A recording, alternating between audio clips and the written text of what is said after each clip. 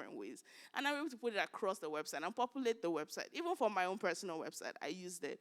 And so these are just different ways in which AI can help your business. There's so many AI tools out there. So many. If you go online and say, I need AI to do this, you're going to find one. And they're not very hard to learn. You can go online, go on YouTube, put the tool, and say, YouTube, please, is there a video on how to use this tool? And you would find a video where you can learn. And I think that is all that I have on AI. Like I said, it's quick. Just letting you all know that, honestly, AI is the future. Thank you.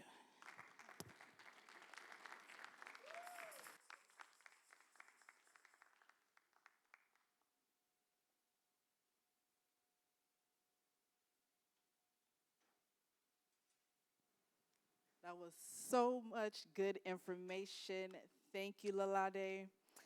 I would like to bring up people from the Cadence Bank.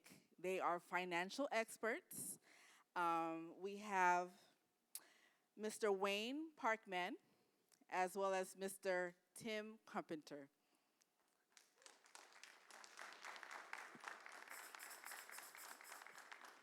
Thank you. Good morning. Can y'all hear me all right? I'd like to thank Pastor Ropo for the opportunity to come and speak to y'all today about the banking industry. Wayne Parkman is our Fort Worth market president. When they asked me to do this, they said, you got to talk for an hour. I can't talk for an hour. So I said, hey, Wayne, come along and you talk. Because I told Wayne he had 50 minutes. That gives me 10. So Wayne's going to talk to you about small business, securing a bank loan. And then after he gets through, I'll talk to you about building your credit or repairing your credit or establishing your credit. So, Wayne, if you want to come on up, I'll let you get started.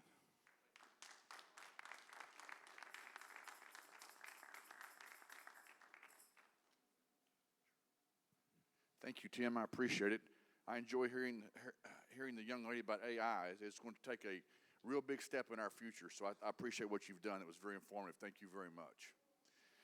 My name is Wayne Parkman, and I'm the president of Fort Worth for Cadence Bank, and I have been in banking many, many years. So the things I want to share with you today about getting a business loan, what needs to happen to get a business loan, and what you need to do prepare for is universal. In other words, what I'm telling you that I will require is the same thing probably that any other bank will require or an SBA will require. So and this is Q&A. If you have any questions as we go along, please let me know, because I'm here to help you answer the questions that you may have. In our economy now, you'll see a lot of people, have a full-time employment, but they start a business on the side. Or you'll see a dual household, maybe the husband is working, and all of a sudden the wife says, my kids are old enough, I want to start a business, or I want to go to get a job doing something. So today I want to introduce to you, or kind of present to you in a way, some things that will allow you to prepare for a business. And what I'm going to do is I'm going to use the scenario of pretending that you came to me to my office at the Fort Worth Stockyards to apply for a loan. Before you came to me and you called me to set an appointment, the first thing I would ask for you to do is to put together a package. Tell me a little bit about your business beforehand. If you called me ahead of time or you emailed me and said, hey, look, I want to come see you on Thursday or whatever, I want to say, okay, let's set it for next week. I want to give you time to create a plan, to summarize it all, and send it to me a day ahead of time. That way, whenever I do get this, I will be knowledgeable about what you're talking about, knowledge about your business. You won't just come in and have to reinvent the wheel to me, because that's not advantageous to your time. The first thing that I would ask you to put together is an executive summary. An executive summary is the first thing that I will look at. It is a snapshot of why you're coming to see me. It takes a picture of a point in time, what business that what you're coming to see me about, and how I can help you or how I can direct you. The executive summary is basically you telling me, I want to open up a business, and what kind of business it is. Briefly go into it. For today's purposes, let's say that you wanted to open up a place to sell bicycles. Okay. Briefly tell me, about the bicycle business. What do you know about it? Why did you choose this business, and how did you get interested in it? Those things are important to me as a banker because you see, whenever I get ready to make a decision on whether I can make a loan or not, everything that you give to me helps me make that decision. The overall summary, the executive summary, is maybe 2 paragraphs. Why did I choose this business? And this is how this business is going to run, okay? And I will pay, that is the first chance you have to get my attention is your executive summary. It's, and in your executive summary, you will put in there, I'm going to open up this bicycle shop.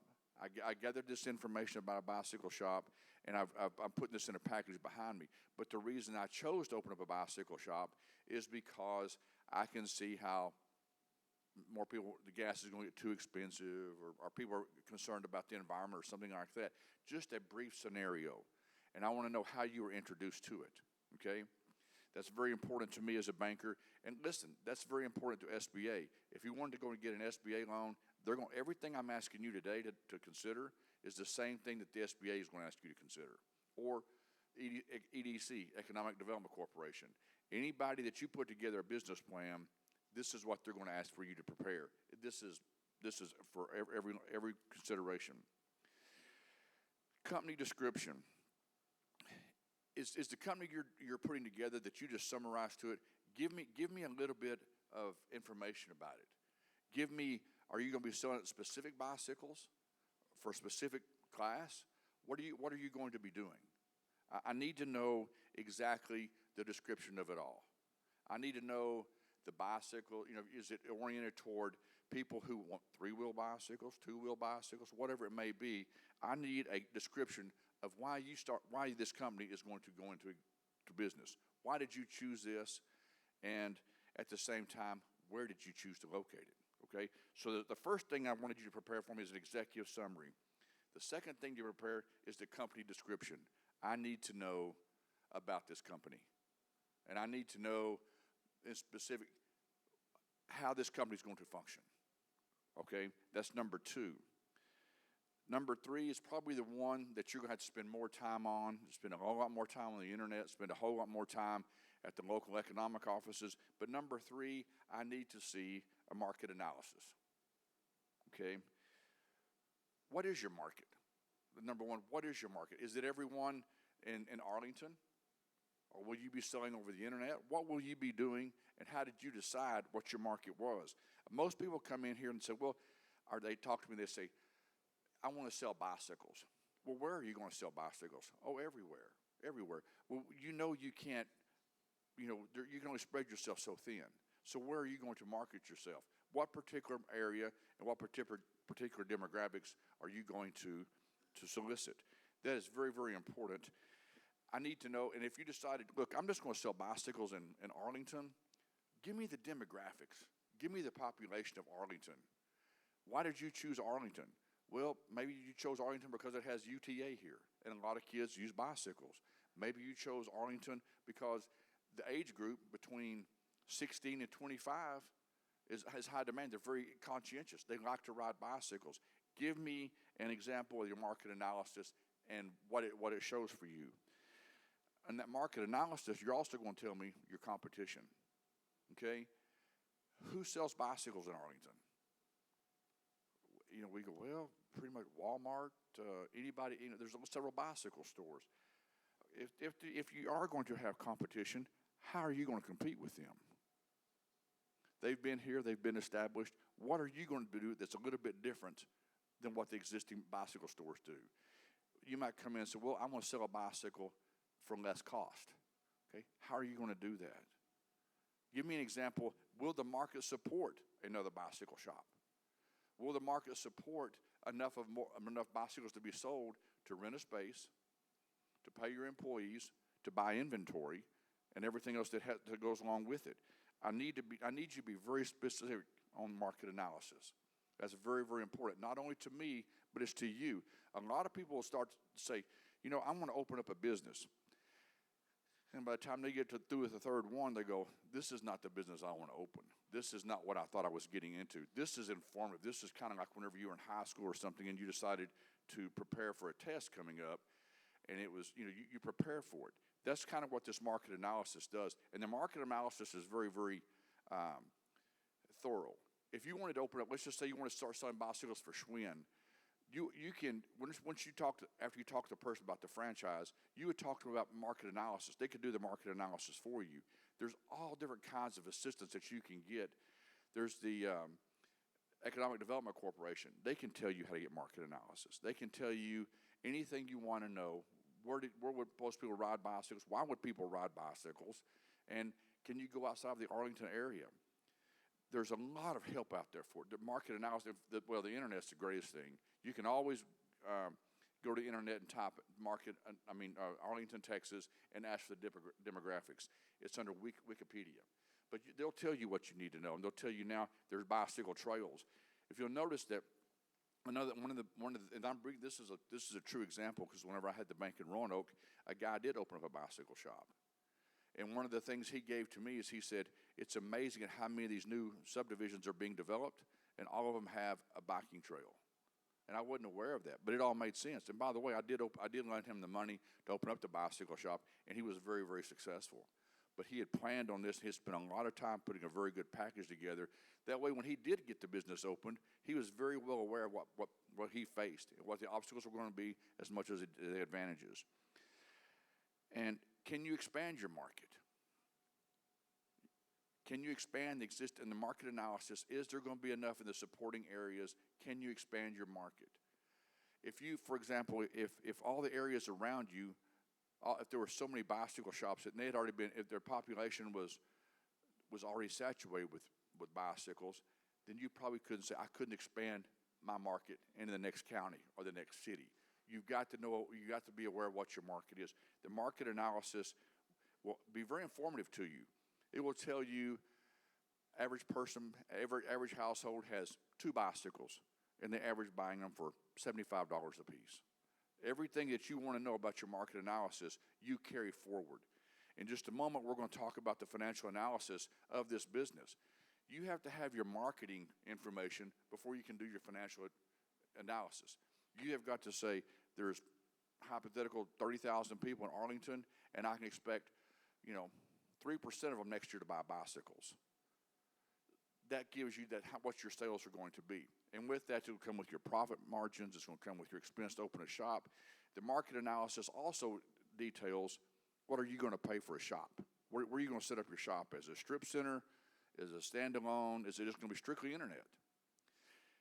This is an example that I've just given you, a market analysis on sales. It's on sales, something you sell. Now then, let's go into something else. What if you were opening up a business that was just service-oriented? What if you were going to open up a house cleaning, an Uber driver, open up a car wash, a car detail place, anything that you could do? You can also do a market analysis on that. That will be very, very informative to you. And the third one that we're talking about is market analysis. That'll be the one that carries forward in everything that we're going to talk about for the next 3. So when you do the market analysis, be very, very prepared to spend a lot of time on it and have a lot of questions from your banker. That is very, very important to us, because I want to know that you know what you're facing and what your obstacles could be, what they might be, and what they might not be. So the market analysis is not only now, but what does it look like 2 years and 3 years? Where does it? They will give you projections. There's a place called Buxton. They do all kinds of analysis and research for you. They're out of Fort Worth. But you could write to them or talk to them, and they do it. That's how they make their living. But they can give you a market analysis on anything you want to know about selling bicycles in Arlington, Texas. And they can tell you the average income for a house, the average people in a house. They can do a lot for you. I don't know how expensive it is. I've never used it, but I know that people have used it. It's been very advantageous for them. So be prepared to spend a lot of time on market analysis, and be prepared to ask a lot of people their information. Your Chamber of Commerce down here is also a great, great place to get information. Economic Development Corporation is another place that you can go to within the city of Arlington to find out stuff for your marketing analysis. Your banker can direct you about how to get market analysis, where they get market analysis from, but I doubt it. It all depends on whether you're in a sales industry or you're in a service industry. And you need to be aware of those and how you can get the information. There's a lot of places to get it. The most common though to these days is people to go on the internet and go to Wikipedia. There's a lot of information on there for you. The fourth thing we're going to talk about today is organization and management. It's probably not. The market analysis also tells you who's going to be in the organization and management. When you start a business, and you came to me to talk about starting a business, I'm going to ask you very specifically, who is in this organization? Who's going to sign up with you to help you make this successful? There are a lot of people that I talk to over a period of time, and they say, I'm going to hire 2 people, and these are the 2 people because they're going to help me make it successful. I really want to know about your organization. I really want to know who you're hiring, what positions they're going to hold, and how they're going to contribute toward your success. That's very, very important to me because if I loan you money, I've got to be sure you pay it back. And I've got to be sure the people that you hired are quality and that they also understand the obligation that the company has to repay the note to the bank. And I would also, the very first thing I want to ask you whenever I get to step number 4 on organization and management, I'll say, how are you qualified to run a business? How are you qualified? If you got a degree, that's fine. If you've been working in this industry for 4 to 10 years, you have experience. That's going to contribute toward it. But I want to be sure you know what you're getting into when you start to run a business. Because if many of you are business owners in here now, you'll know it's not just an 8 to 5 job. You carry it with you wherever you go, whenever you go. You're thinking about your business. This is your livelihood. This is how you provide for your family. So you've got to be able to prove to the banker that you're qualified and you're committed to do this. What support do you have in your business? What support do you have in your organization and management? I see people come to me a lot of times, and they will tell me, I meet monthly with my mentors or my centers of influence. For example, if I were to run a business, I'm going to meet with my CPA once a quarter. I'm going to meet with my attorney and just take them to lunch. It's a very cheap thing to do, and get their advice, get their opinions on what you should do and what they're hearing in the market. I have a breakfast and a lunch at least once a week with my constituents in the banking arena. I want to know what they're doing. I want to know what they are hearing, and I want to know: do you see problems coming up? Do you see the loan demand weakening? Do you see deposit pricing become more difficult? I'm always trying to listen and find out what can I do to make my business be prepared for what lies ahead. That's part of my responsibility as opening up a business. That is part of my organization and management team. Another thing I want to hear about from you on your management team is, if you don't make it in, who's going to open up your shop? And I'm talking about the sales side now. I'll get into the service side in just a moment. But if you can't make it in, but for some reason, do you have somebody behind you that can back you, open the store, open the cash register, and get the inventory put out for people to buy? That's very important to me. Who are you going to fall back on? A lot of people fall back on their very best friend, or they've actually recruited somebody to help them. That's very, very important, because you're only as strong as your backup. You've got to have a very good person to back you up. Some people they hire somebody, and they hire them thinking, this person, if I were to go on vacation for 2 weeks, I can actually go on vacation for 2 weeks and not worry about my business. That's very, very important to people. And it's you know as well as I do right now in this world, it's difficult to hire people or go into a place and buy a business and really know what you're getting. It's different. So make your business stand apart from that. If you're in the service industry, organization and management, there's nothing more important than good management. For example, if you were in the tire business, you fixed tires. Somebody called in and said, "Hey, look, my tire's flat. I need you to dispatch somebody to go do it." It's very important that the person that takes that call gets somebody out there to help them fix the tire. Nobody wants to be delayed in life because of a flat tire. So The management team has to be able to execute, find somebody to go out and do it, and depend on somebody to do it. Your company has to be where people depend on it and they can trust it. Your organizational team and your management team should reflect that. Every time that I have run 2 or 3 banks in my life, and I have always chosen the people behind me to any one of them to step up and take my position if I decide to do something different, or I wanted to retire, or I wanted to go fishing for a month, or whatever it may be. But the strength behind me will also carry the business in my absence. You must have a good organization and organizational chart and a management team. They're also somebody you can talk to and say, hey, Tim, I noticed that somebody came in and didn't buy a bicycle the other day. Did you find out why? And he's going to find out, why didn't you buy a bicycle here? Was it pricing? Was it service? You want somebody as dedicated to your business as you do, because it's your livelihood, but in a roundabout way, it's also their livelihood, because your business has to be successful in order to be able to pay them. So when you set up an organization management team, be sure it's somebody you can trust, and be sure it's somebody that's as dedicated as you are. You would hate to get nothing more frustrating to me in the banking industry than to be spending a lot of time hiring and recruiting people, and then I get them into the bank. They've committed to work at the bank. I get them in, I get them trained, and then 6 months, 8 months later, they're gone. Their commitment to me was very, very short. It was just a fix. And so I'm telling you, there's nothing you can do about it, by the way. I mean, if that's what they're going to do, that's what they're going to do. But a lot of times, if you ask a person, hey, are you committed to see this through? I need a team player.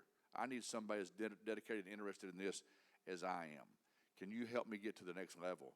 And you can pretty well find out. If they're willing to, come in every day and work harder, help you find customers, help you solicit customers, actually build the business, you've got a good person.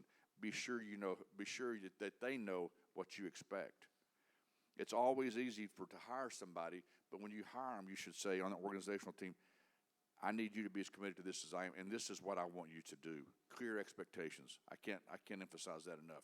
Make sure everybody in your organization can adhere to expectations of what you expect from them. The training requirements on the organization management is also very important. You can hire somebody to fill a spot, no matter if it's selling bicycles, repairing bicycles, or whatever it may be.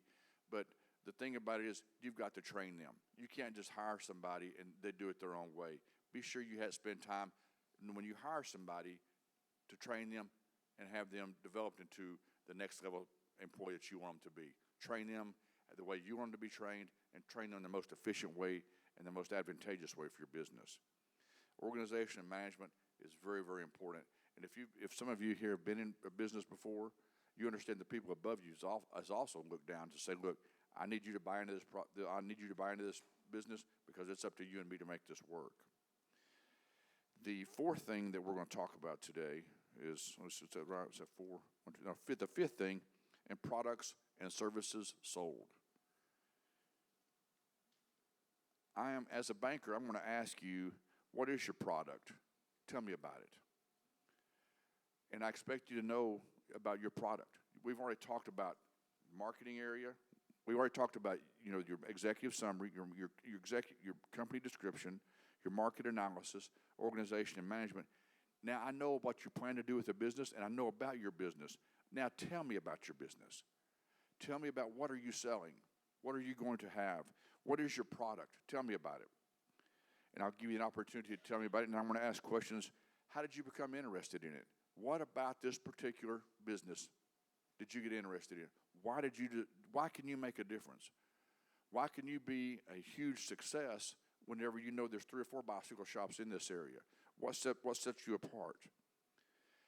What is it about the market that you see coming up, about this product is going to survive?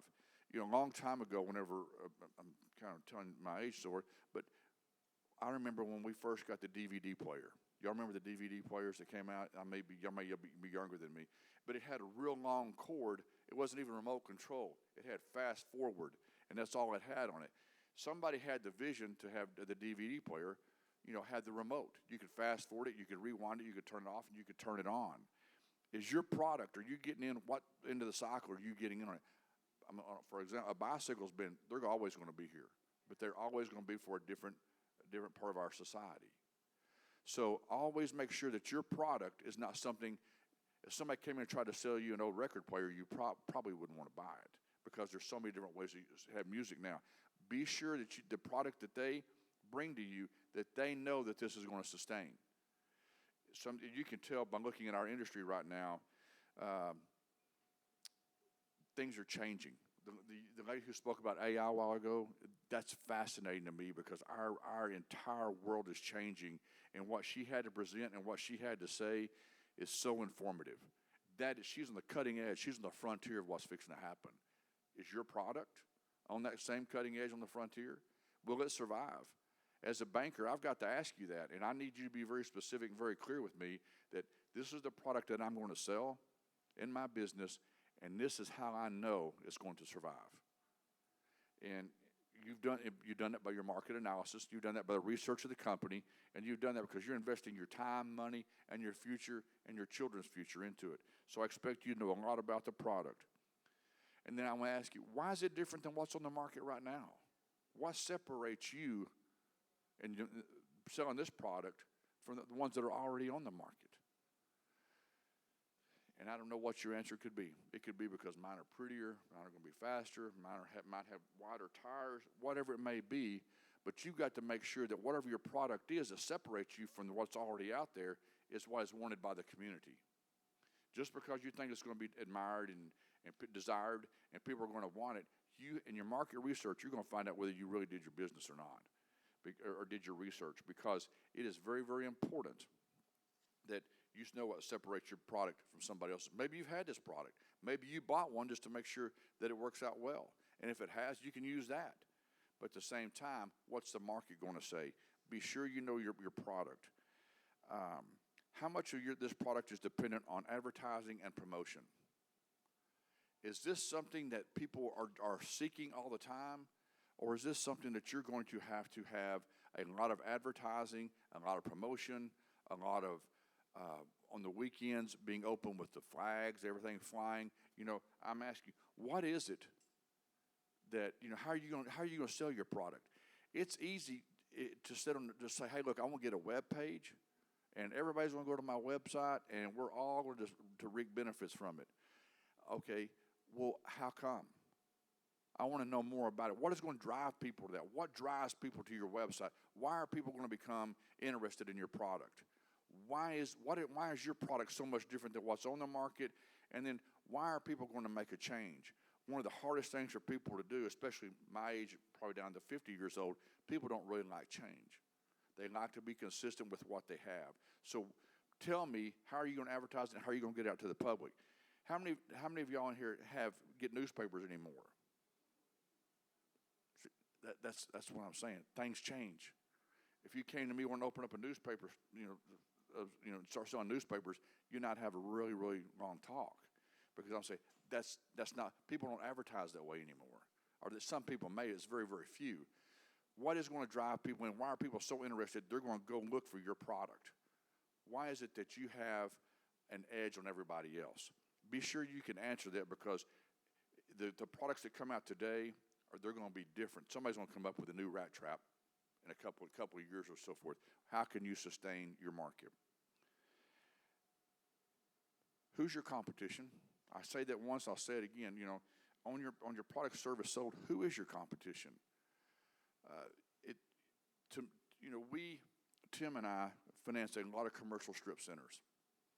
The commercial strip centers, they may have an Albertsons in it, and a place to get your nails done, a place to buy Christmas cards and buy tennis shoes, all these different stores, okay? Those, to me, are something that everything's fixing to change because of something called Amazon. Amazon has changed the way that we buy products. What is your product going to do to change the way people buy products? Okay, my wife we used to make a grocery list and go to the store together. Now we don't. I wake up on Thursday morning, and before I can go outside and go for my walk, I have to step around grocery bags. Things are changed, but you've got to be on the cutting edge of that. Amazon make it all happen. Now Walmart's delivering stuff, and Albertsons is delivering, Tom Thumb. Everybody's catching up with it. But I want you and your business to be on the cutting edge, the trend, very much like the lady spoke at the AI. That is on the trend. It's in the future. Everybody's going to have that. Be sure you know your competition, okay? And if you have a competition, if you have a competitor, and all of us will, no matter what we're going to be selling, it's going to be difficult. Can you afford to sell your bicycles cheaper than Walmart? Is that what's going to drive your people to your business? Just the price? Or is it the convenience? Or is it the fact that I want to sell a bicycle, but I'm also going to have a repair shop in the back? What is it that's going to differentiate you between you and your competition? You have to know that. I have to know that. And the committee I take my loan request to must know that. I have got to know that your business is sustainable and that you have planned for the future. And you have to know your competition. Okay, number 6, one that I will spend a lot of time with you after you put your executive summary together is your financial outlook.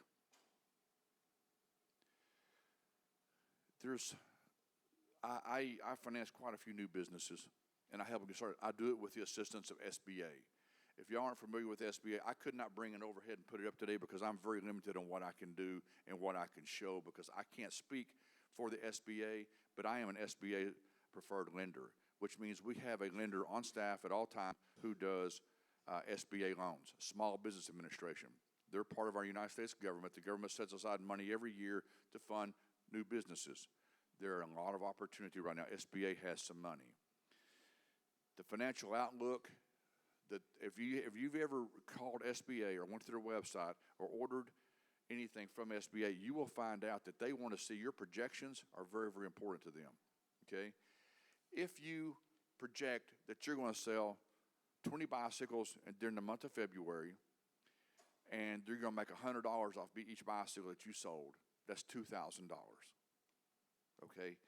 Now then, March, you projected that you're going to sell 300 bicycles, and you're going to make $100 off each bicycle.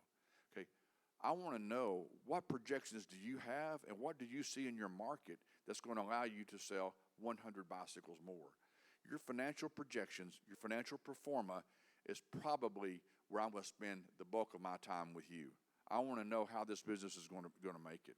I want to know if you say, well, I sold 100 bicycles the first month, or 200 for $100 profit for each one. But the second month, I want to sell 300 bicycles at $150 a month, $150 profit per bicycle. How did you get that? You know, then I'm going to go back and ask you again, what's your competition selling them for? This whole thing it's a conundrum. It just goes back in a circle. Everything that we've outlined today is dependent upon the previous ones that we've discussed. The financial projections, the financial outlook is something that everything that you've done so far, you've done your research and said, I can make a living for my family by doing this, and this is how. I want to know, and through your market analysis and through your own personal assessment of this business, how do you know this? What information do you have that will support you to have this? How do you know what your pricing of your bicycles will be? How do you know you'll have this many customers? You know, your market analysis will tell you that you're going to have 17,000 cars a day pass by your store. I'm glad you got that information, but how many of those are going to stop in your store? It's very, very detailed. We will drill down very deeply to find out about your business, about how everything's going to work. It is a very, very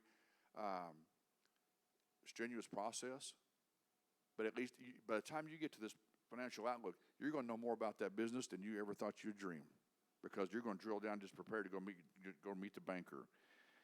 How will you get your inventory?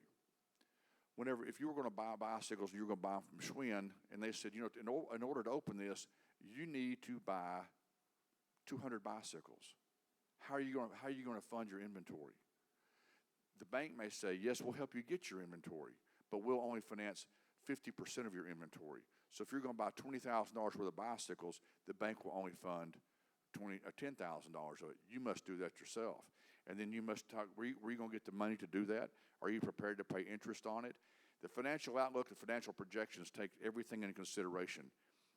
Your money, your cost of your money, the cost of your employees, your cost of where you're going to open your business. It is very detailed.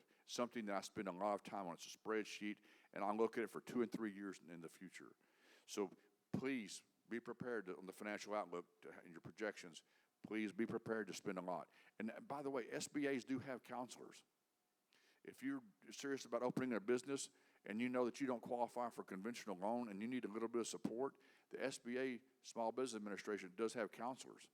And their office in Fort Worth offers it. You're in Tarrant County, so you can go to the office in Fort Worth and set up an appointment to go talk to an SBA counselor. They are very good people, help you. They're very informative. And most of all, they really want to help you. And they care about you and your success of your business. So please utilize the SBA.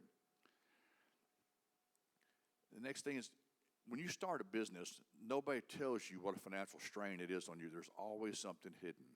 It's like taking your family on a vacation. You think you're going to budget this amount of money to go on vacation, then all of a sudden your son wants a wakeboard or something. You know, there's always something coming up. It's just like in the business. You projected that, you know, you would have sales. Your sales didn't meet the quota, or you had an expense. Somebody busted on one of the windows in your shop. Always be prepared for it. You cannot have too much money in reserve. So before you go into business, be sure you have saved and you have the liquidity necessary to survive in the business world. I spoke about my time limit, but does anybody have any questions? I'll be glad to take any questions that you have, any concerns. I'm going to leave a stack of my business cards with the pastor so he can hand those out at his will. I'll be glad to help anyone. You can email me. I can send you the information. I can send you any information you want. But I'm telling you, the key to your success right now is going to be the SBA department. They have a lot of money to loan out. So please, and by the way, you're here to utilize them. Our responsibility is to utilize them. We set aside money to loan out every year to the SBA. Does anybody have any questions at all? Anything that I can help you? Yes, ma'am.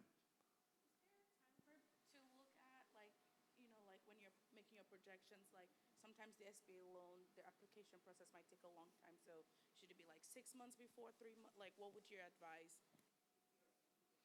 That is a very good question. I get that from everyone. I thank you for asking that. 6 months is minimal. 6 months is minimal. The SBA has a backlog of people now because a lot of people are wanting to go SBA. Not only do they want to start new business with SBA, but they're getting SBA loans on their existing business to help them expand or help them grow inventory, help them buy new vehicles, whatever it is. The SBA, you do need to set an appointment, and you do need to be prepared to wait. And that's a very good question. I get that all the time. And sometimes I tell them, just go talk to SBA. I give them the impression that you just go talk to SBA and walk in. No, ma'am, you can't. Thank you for asking it. Yes, ma'am. So what part does your profession, like she is an anesthesiologist and I'm a social worker. Okay. So you consider this, she makes a lot of money and I don't, So if we come to you, these two professions, and say, okay, maybe I've done all my market research, everything in place. And so who will you consider first to give money? Knowing, where money is coming from. That's a question that's very difficult to answer, but it's a very good question. Because a lot of people who start a business, for example, let me give you an example. Let's say that I wanted to open this bicycle store. But until this point, I've had employment income, okay? When I open that bicycle store, I won't have the employment. I've got to consider the amount of resources that you have now and your ability to put together a plan in order to qualify for maybe an SBA loan. If my income was going to continue and I opened up a new business, then as a bank I could say, well, your business, your projections are very, very important to me, but the historical income that you're bringing forward can also help repay the debt. So your question is very valid. But who would I consider on that? There's so many different pieces of that puzzle. I wished I had just a direct answer for you, but that question's been given a lot also. So thank you for asking it. I wished I had a direct answer, but I can tell you that every time I look at an application, everybody's situation and circumstances are different. Some people pledge real estate until they get the business going. So it's all different. I'd have to see the whole picture before I could just give you a direct answer. Thank you, ma'am. I appreciate that. Does anybody else have any questions? Yes, ma'am. Thank you so much, Wayne, for time well spent this morning. I have actually a couple of questions that I wrote down here. So the first is, could you also speak on economic challenges and changes and how that can impact business loan approvals? Loan approvals? So, at every banking center, like the ones that Tim and I work at, there's a level of approval, okay? The approval process, usually if we get a complete package, excluding SBA, because we have to get SBA's permission to approve the loan, but just a direct loan, if you came in for a direct loan and I had a complete financial package for you, I would say you'd have an answer within 4 days, okay? But now with SBA, I underwrite it with you and I present it to SBA as a preferred lender. That way you don't have to go talk to the SBA lender yourself. You go through us and I present it and get it back. Their time frame is all dependent upon the amount of flow that they have for applications. Sorry, Wayne, so I'll reiterate my question. So I said, could you speak on economic challenges and the changes in the economy and how that impacts business loan approvals? That's a good, especially in today's economy. That's a very good, because things that were, for example, everything's going up. We're in an inflationary period right now. We look at things historically, but we also do our own projections internally as the economy and what we expect the economy to do. However, we don't just base our information on one particular deal. We get information from the entire industry, and we make a decision on the economy, how it works. If you came right now to me and said, I want to open up a motel, because the economy and the situation it was, I couldn't do it, because there were so many hotels and motels that suffered during COVID because nobody could travel. I would take that in consideration, but that it would be very difficult on the current economy. Did I answer your question? Yes, sir, you did. I have another one, if that's okay. Okay, yes, ma'am. So what if a business is negatively impacted by the economy or supply chain issues and needs to downsize or close? How can they manage their business loan repayment? The supply chain made a drastic effect on a lot of things, especially the housing industry. Have you noticed how the housing industry's gone up because they couldn't get stuff that was imported from China and Japan and everywhere else? They couldn't get their plumbing fixtures. They couldn't get a lot of certain kind of wood. So the supply chain affected the cost of everything. Now then, they've opened it up a little bit, so we should be getting, our supplies should be reaching higher, so we should be able to get the prices back down where there won't be so much pressure from demand. So I think in the future, you're going to see a lot of things change about the supply chain. First of all, we're not going to be totally dependent upon one country for a few things. If you notice now how many of our semiconductors come from Japan, I think you're going to see that change. When the supply chain was affected in California with all the ships sitting out there in the harbor trying to get in, if you notice how expensive computers became, we couldn't get the semiconductors to put the computers together. And you asked a question about clothing. What was your question on clothing, the last part? Oh, no, it wasn't about clothing. No, I was just talking about how that, so just to speak plainly, if a business who maybe, like you said, sold computers, right, and they couldn't get the semiconductors in their computers and it impacted their business at the end of the day, they had to figure out a way to downsize or maybe even close, and they have a business loan with you. How does that roll over maybe into impacting the person's personal finances? Just a little bit of education about when things fail and how do people move on if they have a business loan repayment when a business couldn't outlast the economy? The same thing happened to us during COVID. A lot of people had loans to us, and as you know, people didn't go to restaurants and so forth. So yes, the bank had an option. What we chose to do for most loans were to put them on interest only or defer the payments. We didn't continue. For the people who could make their payments, as their business continued to flourish, they continued to make their payments. There were many during COVID who came to us and said, we can't make our payments. So the bank tried to work with them the best that they could. Some of them flat just couldn't do it any longer. They just said, hey, look, we can't do this. Here's the keys to the store. So, and that's a very hard thing for a banker to do right now, I'm gonna tell you. But it did happen, and some right now you'll see because of the price of stuff. Last Thursday we financed a commercial strip center, and the guy called us and said, hey, look, one of my tenants moved out. He moved out overnight. He couldn't afford it. So, and so he just got all his restaurant equipment, all of his tables and stuff loaded in a truck and left. And he left his keys taped to the front door. Okay? So the guy we made the loan to said, man, I don't know what we're going to do. And I said, well, I suggest you find a tenant, But it's hard for the guy with the restaurant to move on, okay? But every situation and every circumstances are different. If we had an SBA loan on that, we'd go to the SBA for repayment.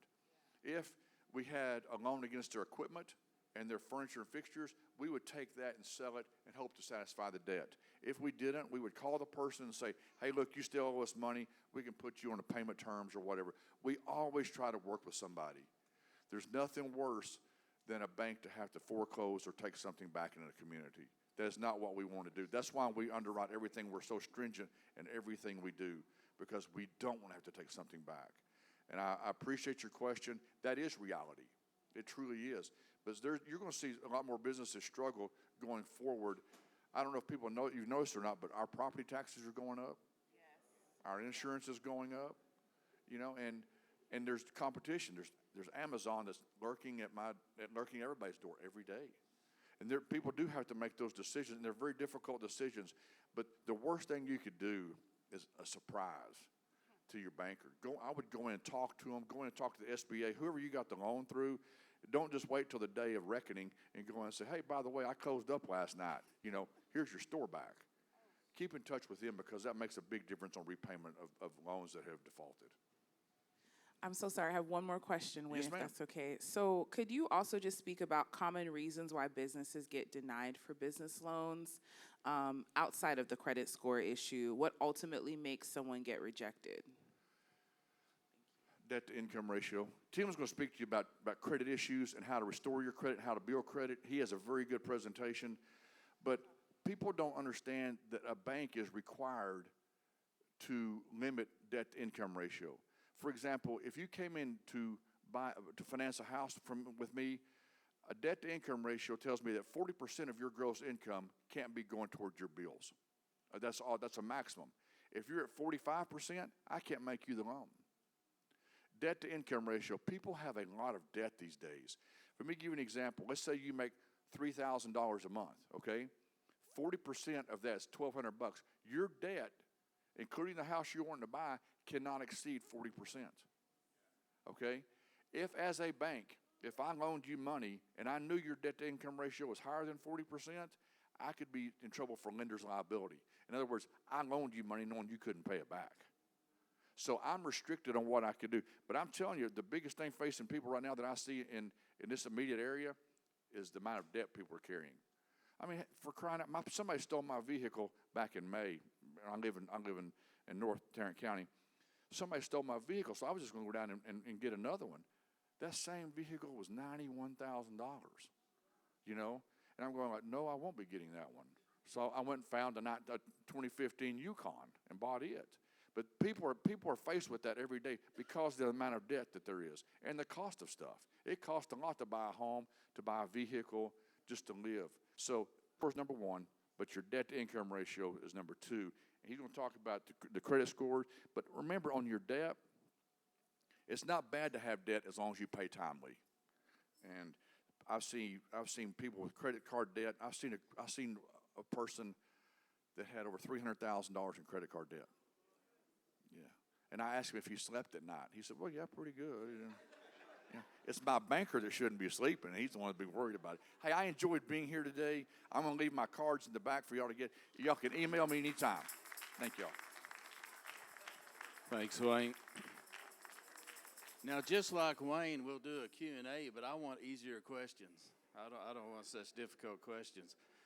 I'm going to talk a little bit about credit and credit repair, how to establish credit, how to build credit. Anytime, and just to kind of pick up on what Wayne was talking about, anytime we finance a business, if you own 20% or more of that business, we take a personal guarantee, meaning we take the owner, they sign a deal they're personally liable for that business debt. It keeps them tied to it a little bit more.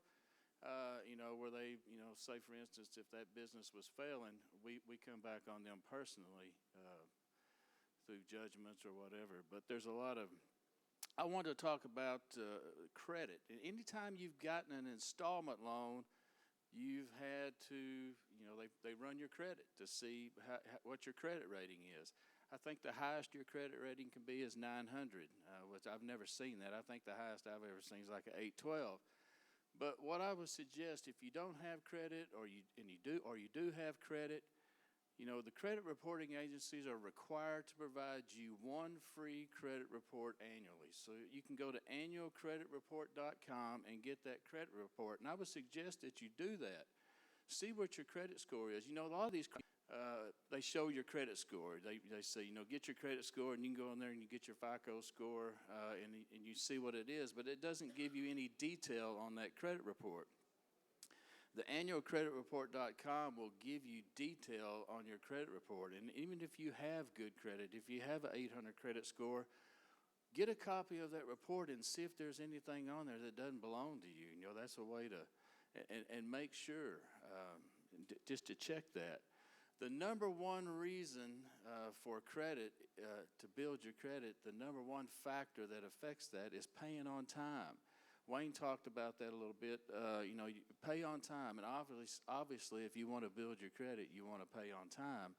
If you have a situation where,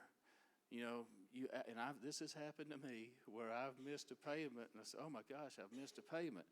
Call that company, call that whoever granted that credit, call them and say, hey, I missed a payment. If I pay it today, will you not put it on my credit? And in my situation, they did. I paid it, and it didn't show up on my credit. So talk to these companies. That's the number one thing is paying on time. Slow payments will stay on your credit for 7 years. A charge-off, slow payment will stay on your credit 7 years. A repossession or a bankruptcy will stay on your credit for 10 years. Those are really difficult to get removed.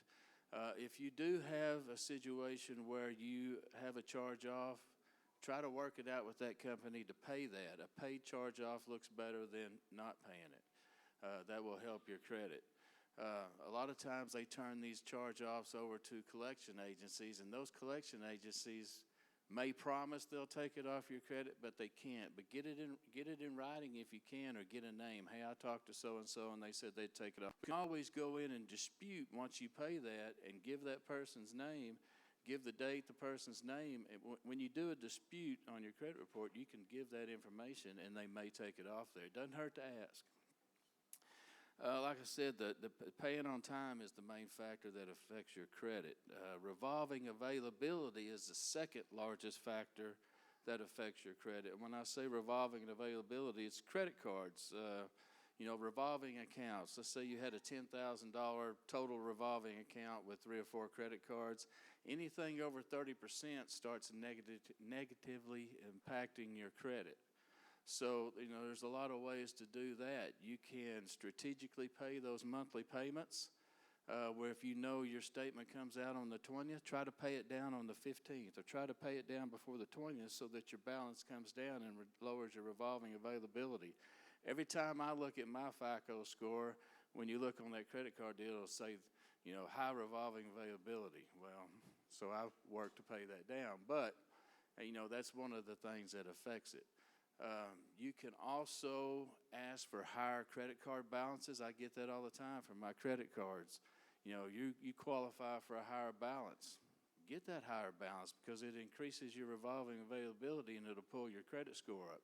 That's a way to get your credit score up faster, is getting the revolve lower. The lower amount you have on your balances on your credit that's available will pull your credit up.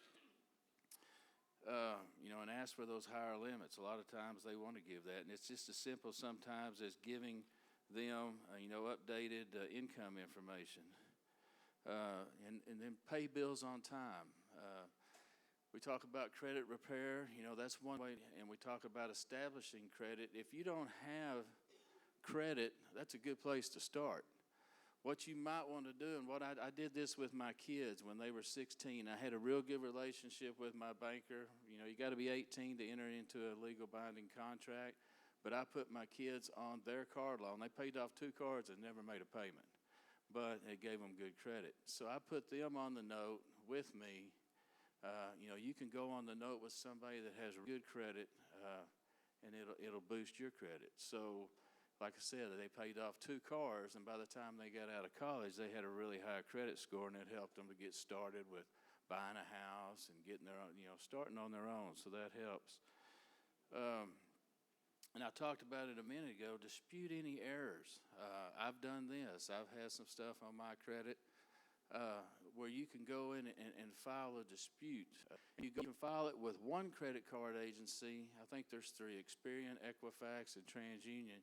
If you file it with one, they have 30 to 45 days to take that off. They have to prove it or remove it. So that's a good thing to do. I've done that. I had a little a nuisance credit, a little medical deal, and I went in and showed that I had insurance and everything, and they took it off.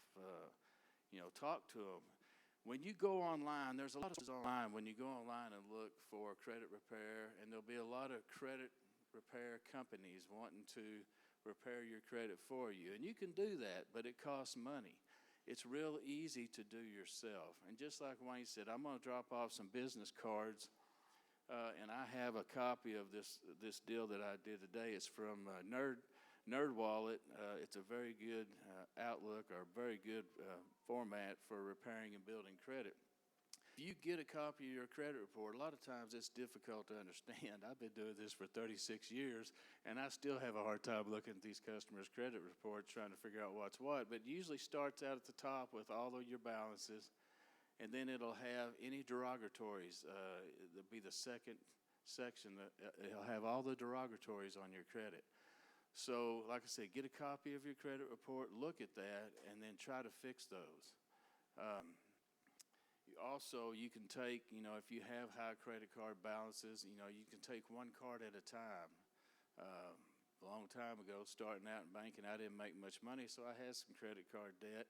I took one credit card and I paid extra on it till I got it paid. Then I took that payment plus what I was paying extra and added to the next card and got it paid. In about 2 years, I had all my credit cards paid. That's a good way to do it too, to help you reduce your credit card debt. If you're just starting out with credit, then a secured credit card or secured credit line. You have to have a kind of a mix. You can't really just build your credit on credit cards. You need to have credit cards, a bank loan, kind of a mix of credit to get your credit really established. A lot of times, and I've done this for a lot of people, you get a secured credit line. Put up a CD, save up some money, put up a CD, and you want to make those payments out over a certain time. You want to just open the CD and pay it off. That won't build your credit. But any bank that you deal with, make sure they report to the credit bureaus. A lot of these banks don't. It costs money to report to these credit bureaus. Some banks don't. So talk to them. Find a bank. If you're going to put up a CD, just about any bank will loan you money against your own money. I like those loans. They're easy to do. And get that and pay it out over 12 months, and make sure you make those payments time, and that will get your credit established. But I'm available. I'm gonna leave my cards as well. If you get a copy of your credit report and you don't understand what's on it because they are difficult to read, give me a call. I'll be more than happy to sit down with you and go over it and come up with a plan on how best to deal with any issues you have. And if you do have real good credit, think about that. If you have kids and stuff, you can put them as an additional signer on your credit card. And don't give them a credit card. That way they won't run up any money. But you can put them as additional signer, and when you pay all yours on time, it'll help their credit and help them get started. There's another way on here. You can try to get credit for rent or utility payments. Some companies do that. Some credit reports and agencies accept that, and they add that to your score. That's another way of building your credit. Try to get that. You're already making credit. Does anybody have any questions so far? Or?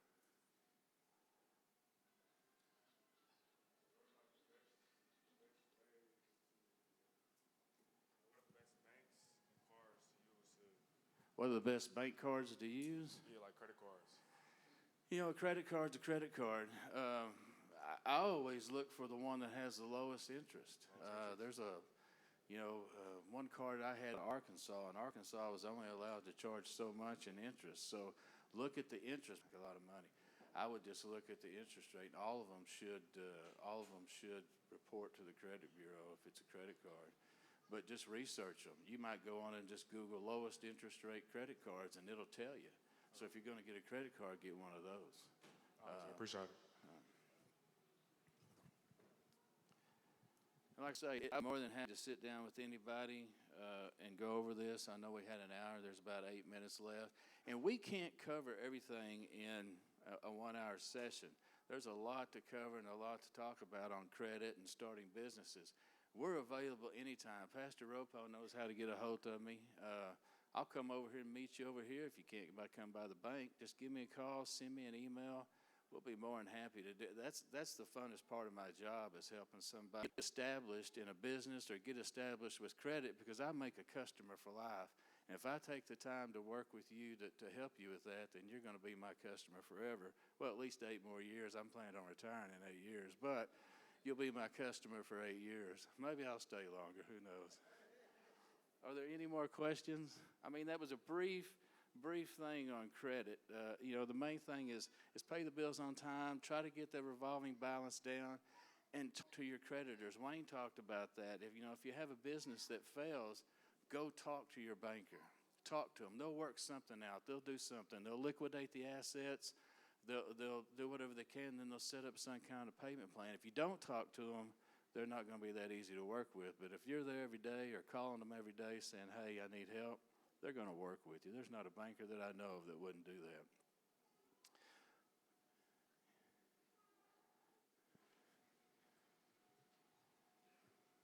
How does closing a credit card affect your credit score? Because sometimes you get to pay it off and you don't even want to use it anymore, and you just call them to close it, to just close the account. And also, how does auto loan also affect your credit? If you pay a credit card off, don't close it, because that helps your credit availability. So if you had a credit card balance and you pay it off, then it gives you $2,000 of availability with zero balance. So that's going to help your credit. If you can get your total, like I said, if you had 3 or 4 credit cards and the total was $10,000, you don't want to be over $3,000 in payments, because anything over 30% starts bringing your credit down. So that's just going to help you. Don't close it unless it has a really high fee. If it has a really high fee, call them. I did that one time. I said, hey, I'm on. So they did away with it. So call them. And if it has a high fee, just get them to lower it. A lot of times, especially if you get down to zero, they know you pay. They wanted you to use it. So, but yeah, don't close it. If you do close it, then it takes away from your availability, and that'll affect your credit. Thank you, Tim. Thank you so much for teaching us about building your credits. Like I say, if you have any questions, feel free to call Wayne or I, either one. We'll take all the time we need to help you. Yes. And also, if you have questions right now, it's up on your head. Please send it to the number. It will flash. Send it to the number, and we will send it to Tim and Wayne, and send the responses right back to you via email. All right. So we have one more topic for today, and it will be about how to be a millionaire in 10.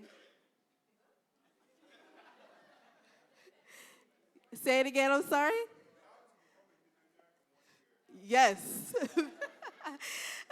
In 1 year or 10 years. It's going to be by our very own senior pastor. He's a visionary leader who serves as a senior pastor of Household of Faith with over 30 years of experience in banking and finance. He has earned a well-deserved reputation in the world of business. So please help me welcome Pastor Ropo Tusin.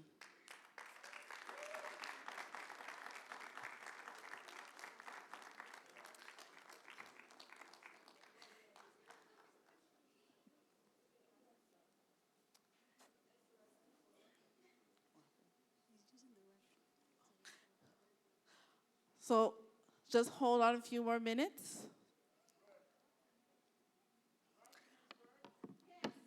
Huh? 5 minutes break. Use this time to stretch, drink some water, use the restroom.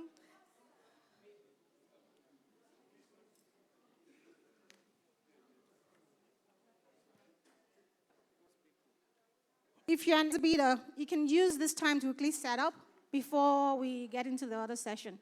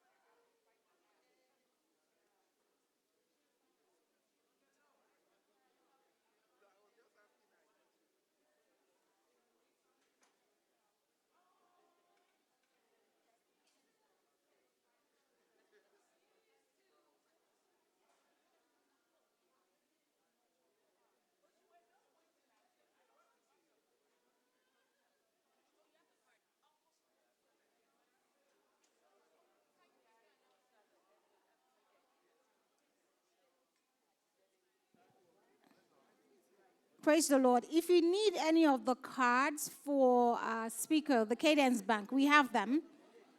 If you need the cards for Mr. Timothy Carpenter and Mr. Wayne Parkman, we have the cards.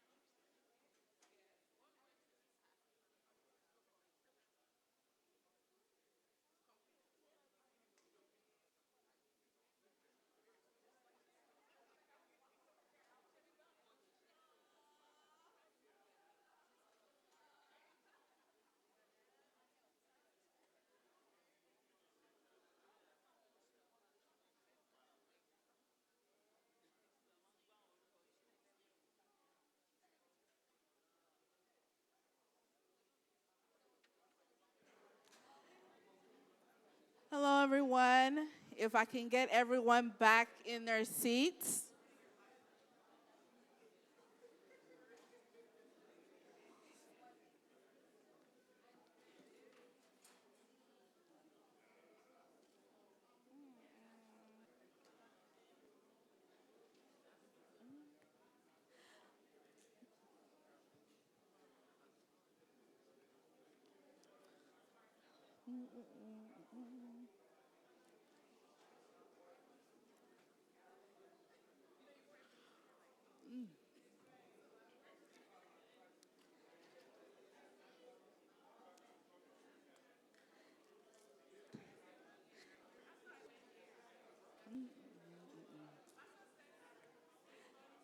Hello, everyone.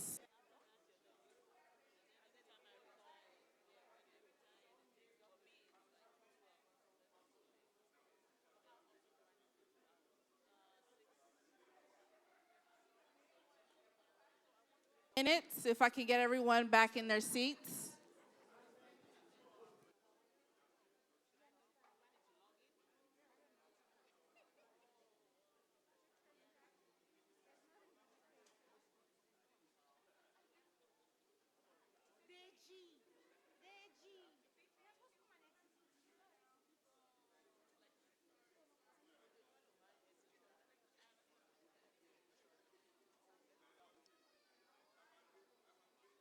All right. Are you guys enjoying the expo so far? Good, good, good, good. So I would like to continue the expo so we can get started with the exposition. I would like to welcome now Pastor Ropotusin, the senior pastor of Household of... Yeah, good afternoon, millionaires, yes. Good morning. Are you sure? So ask someone beside you, how much do you really want to make?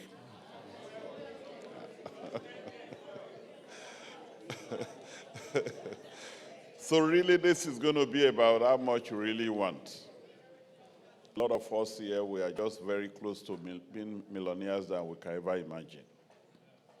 We are not there because we have not really put attention to it.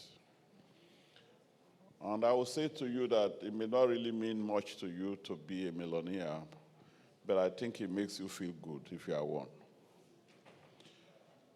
Or some of us, even $1 million is not what we are trying to reach. $1,000 is a challenge. Some of us to have $100,000 is a challenge. But I want you to know that the process for $10,000, $100,000, $1 million is not really that much of a difference. And that's what I really want to put you through today as much as possible. If you aim at $10,000, it's still going to be the same challenge. Just as we have this challenge. 10 years ago, $1 million would probably be like $1 million 10 years ago would be like $750,000 today because of inflation or whatever. So if you're going to look at another 10 years, the so-called $1 million 10 years ago would be like $500,000 because inflation will always be there. But I can tell you it doesn't matter if they call it 500,000, if it is 1 million, 1 million. And if you are in America, you are good in any economy. You understand what I mean? You are good in, and you are good for every economy. I want to say this to you sincerely, that the best friend you have is your income. Of course, it's a friend we abuse, our income. We throw it away anyhow. We spend it anyhow. It doesn't mean anything to us. But I'll tell you that you can never be a millionaire if you do not appreciate your income. Your income, you have worked very hard for it. You have labored to get it, but if you just look back, I asked a question to you in the last 10 years. If you are going to add them up, some of us will just think we're $8 a year. But if you look at the last 10 years, it means that through you, $300,000. And you look at your life today, you look, am I really worth $300,000? Will anybody look at me and just think $300,000 has passed through you? That they are even making $100,000, which is very common, even in our congregation. Husband and wife making $100,000. So you are talking about $1 million in the last 10 years. But if you look at your life, do you look like someone that $1 million has passed through? And that's where I want you to begin to look inward. I want you to, the first thing I do is, are you making money? And so many of us are making money. Making money here doesn't mean you are making $500,000 every year, because that's what a lot of us want. If you are making $100,000 a year and you don't make good use of it, you can as well make $500,000. It won't make any difference. Because as this economy gives you more income, they also give you more expenses. As money, you are looking at a house to buy. You are looking at the next big car to buy. That's the way the economy is designed. So you are not going to make money. You are not going to build wealth because you are making money. But you can make money to build wealth. And that's what really we want to talk about. That how do you do this? Let me say this to you that God is the only one that is certain and that will always be. But there are certain things that before they will crumble, then everything has crumbled. For example, real estate has to crumble completely before your investment in real estate will crumble. And the same thing with stock markets. And when I say stock market, I know a lot of it's more than that. So the first thing is you have your income. And I recommend to you, Tim said, make sure your expenses not more than 40% because before any bank can loan any money to you. If we follow that principle, can you imagine what is left for you? So, but I say that your 50%, let me say that again, your expenses should not be more than, once your expenses are, you can't go anywhere with that. In other words, you are making $10,000, not be more than $5,000. In other words, your mortgage, your car note, your light, your water should not be more than $5,000. But if you look at ourselves today, is that where we are? So let's bring it down that, okay, the worst scenario, you are making $3,000 a month as a couple. Your expenses should not be more than $1,500 either a month. You say, am I going to do that? Get 2-bedroom and get a roommate. You can make it. You know, the problem with a lot of us is that we came from poor nations. And what that means to us is that there is something called spirit of poverty. Spirit of poverty, whether you have money or not, it follows until you deliver yourself. And what spirit of poverty does to you is that you're only concerned about the car you drive, the house you live in, the dress you wear, and how lavish your party is. Because it's all about oppressing this, showing off, making yourself look big when you are small.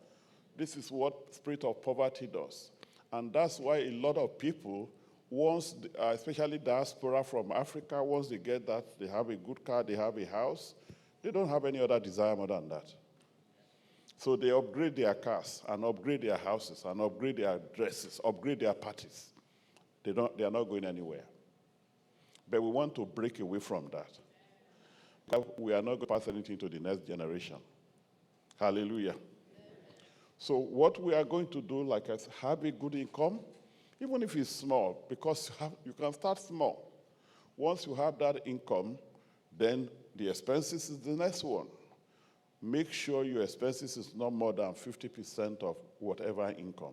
If you are not happy with how much you are making, make more money. Make money. We've heard about side hustle. So once you make more money, you only have half left. Out of that half, because we want to work with God and we want God to work with us, we will normally use 10%. And apart from the 10%, I will encourage you, whether you like it or not, it's good to be a blessing. Also 10% for giving. Maybe to your family members, maybe to anyone. You also have 10% you can give because if you withhold, it will lead to poverty. So you have to have 10% earmarked for giving. And you know, it's whatever you give, when you look at it monetarily, the scripture says the gift of a man make room for him. Yeah. So giving, however, is always a blessing. You cannot afford not to give. Now, what do you have left? 30%, right? Then you have 10% again that you are reserving for savings. Just now, 20%. Now you have 20% that you can use to build wealth. 20% that you can use to build wealth. So if you can imagine if what you have now, what you are using now is 80%, what do you have left? Nothing. It doesn't matter how much you are making.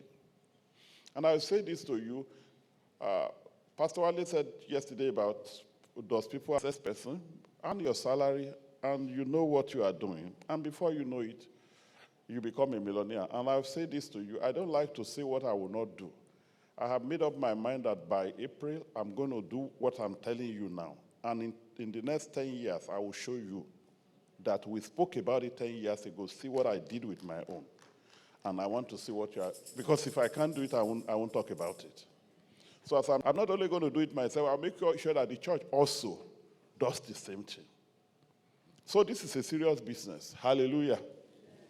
So I'm going to invite Sister Heidi, please come, because I know that this is what you do. And he will run some things for us to see the possibility. And we are going to take it from the smallest, so that you know that when you keep on spending and keep on spending and keep on spending, and when you are so disciplined, what you can do for yourself can be as maximum as you can. Praise the Lord. So we are going to run this on. This is simple indexing. And I'm going to give the mic because she'll be able to explain it better than myself. Just to attend our conference, about a year that she's been following everything we've been teaching in this church. So when she saw that we were going to pay for her ticket, pay the hotel, just to be a part of this conference. So I discovered that whatever I'm going to talk to you about, that she does it. So please come here and just share your slide with us. And then please introduce yourself. Praise the Lord, household of faith. Yeah. You know, when I eventually called Brother Debayo, and he sounded so much like Pastor, I was so excited that night. I screamed, Pastor Robo, am I talking to you in person? That's how excited I was. And he said, no, this is a Brother Debayo. I love your pastor. He's so authentic. He's real. He is. To the authentic man of God standing in front of you, in all sincerity. So I'm honored to stand here. Thank you so much. What Pastor is asking me to share is highly proprietary information as I can. It's often being said that the rich get richer and the poor remain poor, and the middle class are stuck in between. That is not really the truth. The truth is that what you understand about money and finance makes the difference. We all saw him. We saw a billionaire. He was accused, why are you only paying $750 in taxes? And he said, because I understand the system and I use it to my advantage. Do you understand that system? Money is a system. And unfortunately, it's not taught in schools. The subject of money is taught at home and is transferred our Father has called us and is challenging us. He's saying, what I'm asking all of us to do is what I also want to do, is what the church wants to do. My brothers and sisters, wealth has nothing to do with how much money you are making, but how much of it have you kept back? How much of it, at least 20% of your income should be reinvested into what? Building wealth. Into what? Creating a legacy. Because we want to give them what? At least an upper age. Have you thought about it? Or are you like the majority of the middle class who, after having had a very flowerful career in America, nurse practitioners, just people who work in all fields of life, at the end of the day, when they breathe their last, it's embarrassing. Sometimes it's the church that has to put together funds to send them home. It's embarrassing. And not too long after that, that mansionette, like Daddy said, and the beautiful things that they had, it was all what? On credit. When I learned about this, I said, you know, I'm going to share this with them. And that's why I have come today. Okay, so, yeah. The subject of money is not taught in school. The next slide, please. That's from Fox News. That was Black History Month last year. You're talking about disparity in wealth racial wealth gap. We're the most educated. We have at least a master's. The average Nigerian, talk about it, has a bachelor's degree, and maybe even more. 2 masters, doctorates, or look at our $50. The flip side, they have an answer. I'm not saying they don't. A handful of them do. But look at their wealth. I'm thinking of ourselves. The next slide, please. So that's me at home. The next slide, please. That's my name and my phone number, my details. The next slide. So, what are the services that we provide? Bankers stood before us. By the way, money grows in 3 buckets in America, 3 buckets. There's what we call spot and call the index bucket.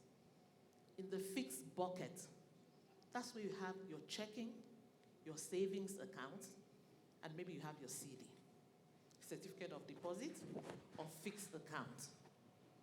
That's what the bankers here were telling us. But most bankers don't even put the bulk of their wealth in those accounts that they're telling us to.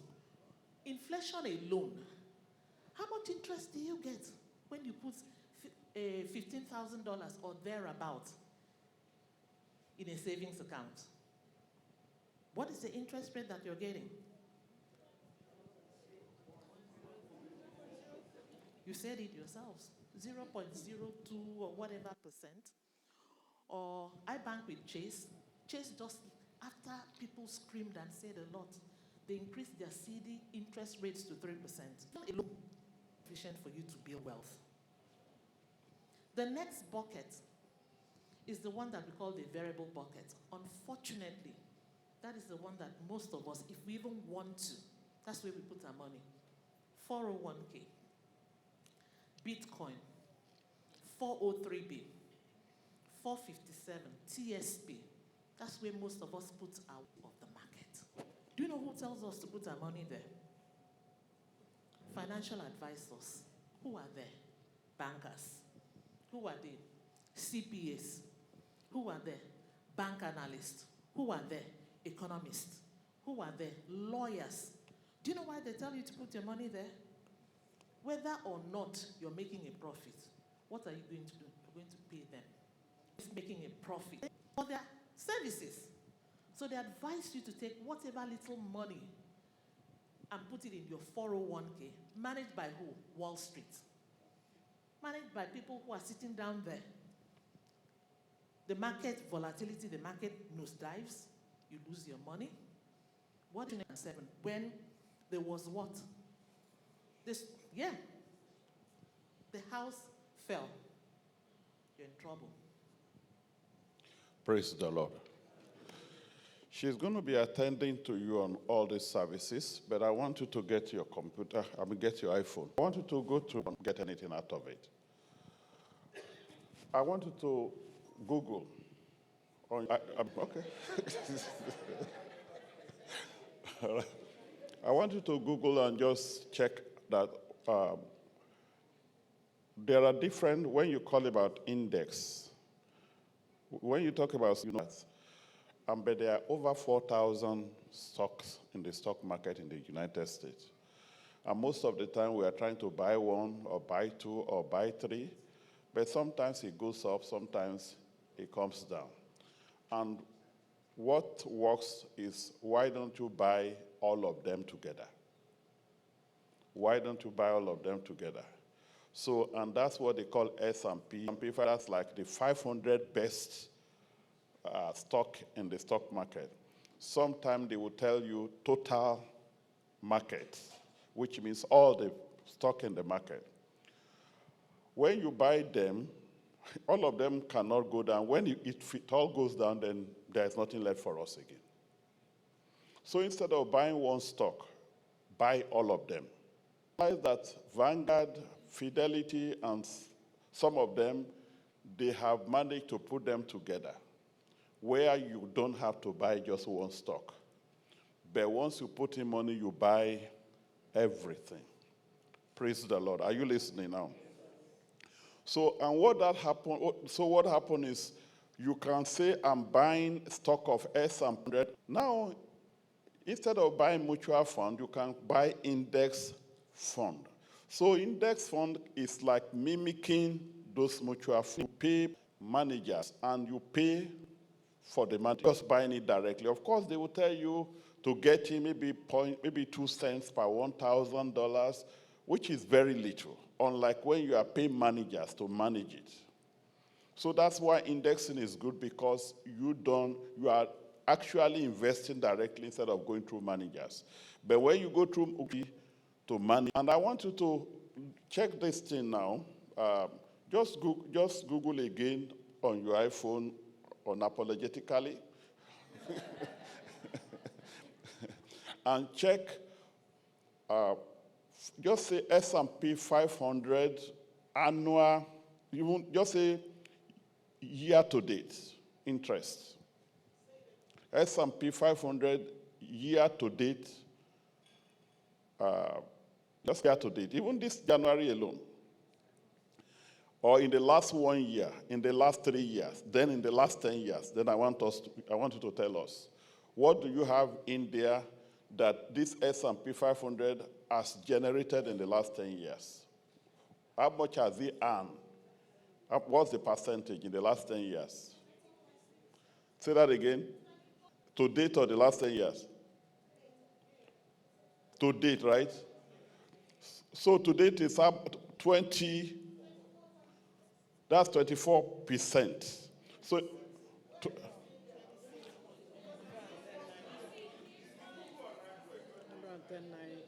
no. Which one? Just S&P 500 earnings or index, they are the same. Today? Just yes. Why is it not obeying your hand?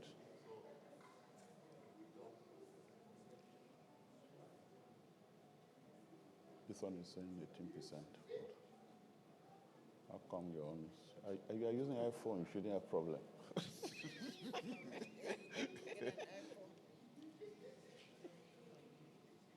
It's still rolling and rolling. 158. Are you sure? How will you get that one? No. That's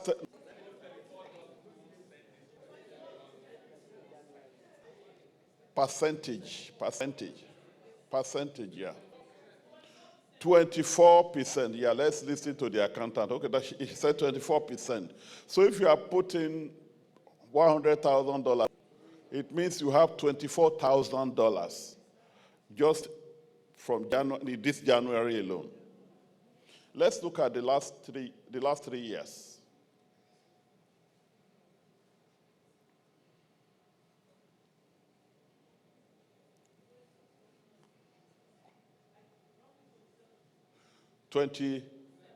$27% in the last 3 years. So if you had for 3%, do you understand what we are talking about?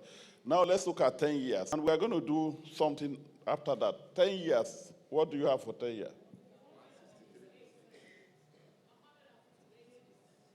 No. Percentage for 10 years, the last 10 years. 158. So I want us to do something now. I wish we can just, okay, yeah. So I want us to go to something that is a secret of wealth. And that is called, what's the meaning?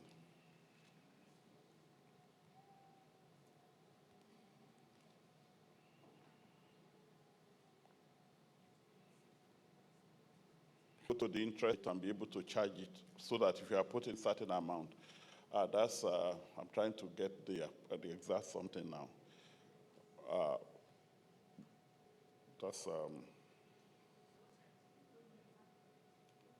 What do you have there? Yeah, which calculator do you have?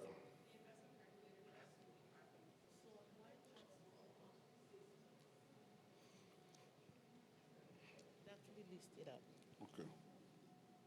All right. Yeah, I want us to do the from year to year. Compounding. Yeah, we want to do compounded interest now. So if we can put it on the screen and follow for all of us to see. Yeah, compounded interest. Just say compounded and it will give you, and I'll tell you, you should use the one for investor.gov. Investor.gov will be okay. So if you use investor.gov, it will look like this.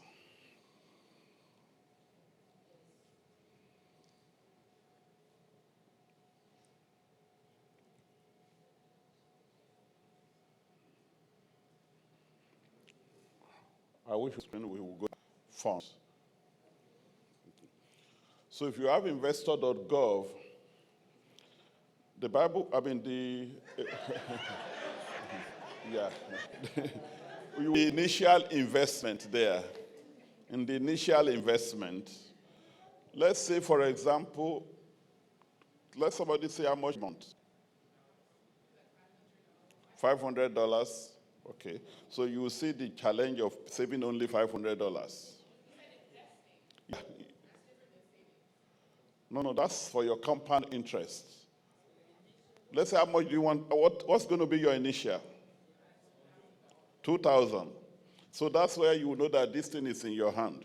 So do we all have this investment? All right, in the initial investment, you want us to put $2,000 initial.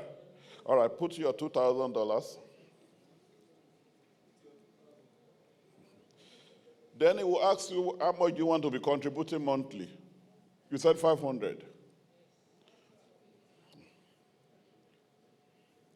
And I asked the other time that what is the percentage over 10 years? 10.7%. So put it length of time, 10 years. You can see the length of time there, right? And then we say there is 10.7 interest. So put it there. 10.7%. That's what this S&P has made over 10 years. So if you have put money there for 10 years consistently, this is what, do you see calculator? Put calculator. We say 10.7, the interest rate variance. In other words, if it goes up or goes down, I would say put 2% there. You know, if it goes up, maybe it goes up to about 13.7, or even the worst scenario, maybe 8.7. So let's put 2% there. What do you have? 104,000. That's what you will have in 10 years. But don't forget $500 every month. How many of us just spend $500 anyhow? That $500 doesn't mean anything to us. That somebody just call us on the phone and we'll send it. Okay. I want us to do something. We have used, let's now say we have somebody who is so disciplined, who starts with 20,000. So you add another zero, your initial investment, 20,000. Then instead of putting 500, let's say you are putting 5,000. Don't forget that you are supposed to spend half of it. Yeah, every month for a husband and wife. Now click on the calculate. What do you have? That's it.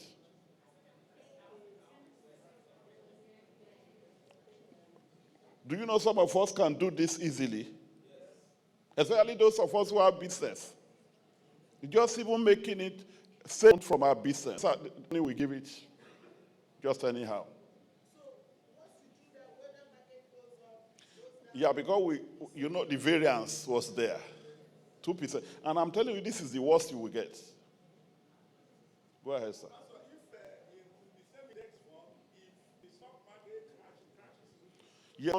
Before you know it. And that's why until there is nothing left again, that's when this thing will collapse. Because you are investing in the entire market, not just one stock. One stock can go out, but when you are investing in the entire market, if one goes down, another one will go up. And this has been proven over and over and over again, except if there is no country again. Sense now. And you know the good thing is that this is only really possible in America. That's why you are in the best country in the whole world. This is the best economy you can ever be. So the ball is in your court. Now, if you say you want to save $1 million in 10 years, you can do it. If you don't do it, it's your fault. Half of it, let's put half of it now. Let's put 10,000 to start. Yeah. Maybe you say, Pastor, that's too ambitious. That's okay. Let's look at something. So let's put 10,000 initial there. And then monthly, 2.5. Especially where there is no joint account. All right. The length of time, same interest, 10.7. And then variance still 2%. And don't forget we are using compounding annually here. You can use compounding monthly because you are putting money every month. So if you use monthly, which is going to give you more money. So if that's all you can do, what do you get? You have $500,000. And you know a lot of us can do it. Okay. You are going to live long. That I can assure you. Don't forget, make money, reduce your expenses. That's the difference. But there is number 4, patience. Patience. We want something now. But 10 years ago, look at where you are now. Before you know it will be another 10 years. And with all the packaging we do, you will, another 10 years, you'll still be looking young. So don't think that 10 years is long. 10 years is so. Now January is ending already. 2024. Before you know it will be Happy New Year again. And let me tell you, once you have good news coming, you will live long. Go ahead.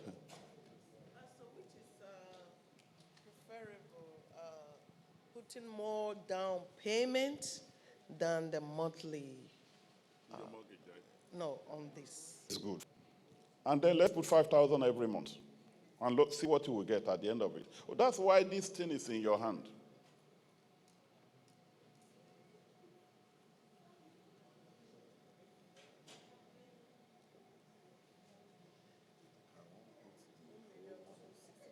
$1,265,000. And you know one thing, take it to 15 years. Just put 15 years and recalculate. It will not be, because when you have money, you will live long. It's what kills mostly is poverty. Yes. For 15 years, it will be $2.4 million.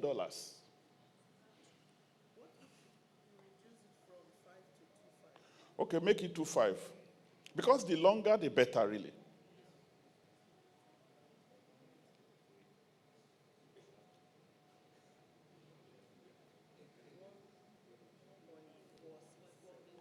$1.4 million by doing 2.5 and doing it for 15 years. Yeah, the challenge is start. I wish we had this information. Well, you can do 5,000 every month without, put 5,000 every month. Don't put anything down. Consistency is very important. Why are you thinking that there will be change in income? Yeah. My question is, assuming money for the for 1 year, that would be 6,000. So for 10 years, 60,000. Assuming I just have 60,000 and I put it once. Okay. Just forget it. Yeah, let's look at it. If the question is, if I put $60,000 once. And So you are not putting in, not you are yearly, just 60,000 once. once, and I wait Let's look at that and wait 10 years and just put that there. putting something monthly.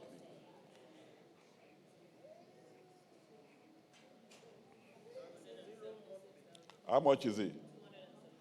276,000 by putting $60,000 and you wait for 10 years. That's what you get. Is it not the same 60,000? And 6,000, 10 years. So they want me to be 6,000. okay. So instead of doing it monthly, Yeah. I'm just thinking. So if assuming I have the 60,000 for the 10 years, and I just put it once. That's what I'm saying. If you put 60,000 just once and wait till 10 years. Sometimes it's difficult to be doing something monthly. Let me tell you, it's not difficult. 60,000, then you do it 10 for 10 years. Don't put any other thing.